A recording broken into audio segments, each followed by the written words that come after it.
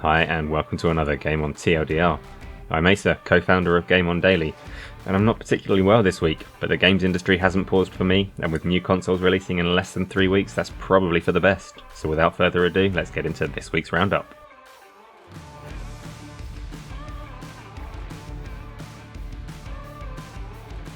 Kotaku's Stephen Totilo hosted an interview with Xbox head Phil Spencer that stoked the flames around Microsoft's acquisition of ZeniMax Media, and specifically what it means for PlayStation.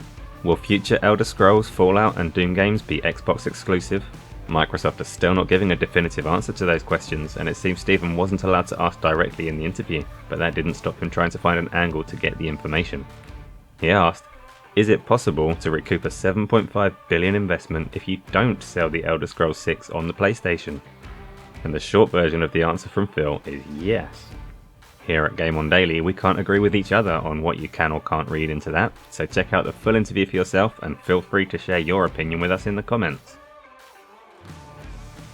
Xbox Series X and Series S consoles are really close to release, and we're slowly seeing more of what the consoles can do. Highlights this week were 13 minutes of Scorn gameplay running on the Series X, with the grotesque setting offering arguably the most impressive showing for the console so far.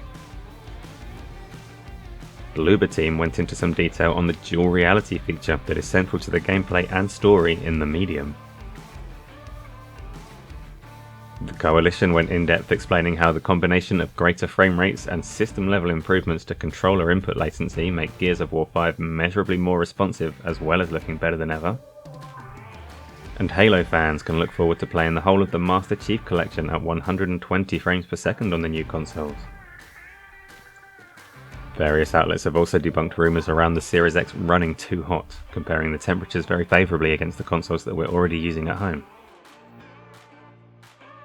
Game Informer's coverage of SpiderMan Mars Morales continues to bear fruit, as this week they've shown the first boss fight in the game, and Push Square have put together some of the information in an article about the features coming to the PlayStation 5 version of the game, including graphical enhancements and ray tracing, as well as the ways Insomniac are using the new features of the DualSense controller. We've also got a fantastic unofficial trailer for the game that you can find right here on this channel, so please check that out when you can.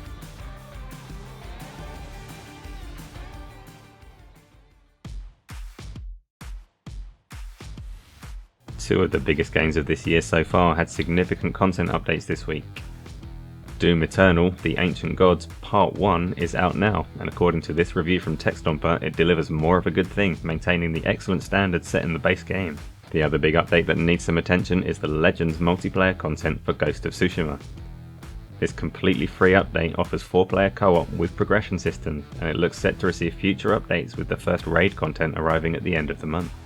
The Legends update is quite remarkable because developer Sucker Punch didn't promise multiplayer at all, so adding content at this quality for free is a great bonus, and the game is enhanced to run at 60 frames per second on the PlayStation 5, so this could keep people engaged for some time to come. Mario Kart Live Home Circuit is one of Nintendo's more eccentric games, and that's saying something. Fortunately, these reviews from Console Creatures and Cog Connected both do a great job of explaining what's in the box and how the experience comes together, so if you're considering picking this one up, then give them a read, but the critical information is that it's pretty simple to set up and does work as advertised. The most obvious downside is that it's not cheap, especially for anyone that actually has friends and wants additional cars for a multiplayer race, as the only way to get more cars on the grid is to buy more copies of the game. That wraps up this week's episode. I hope you've enjoyed it. Please take a look around the channel. If you like what you see, then hit the subscribe button, as we've got loads more content coming. And of course you can check out GameOnDaily.com to keep on top of all the latest gaming news. Thanks for watching. Hopefully you'll join me again next time, but either way, have yourself a great week.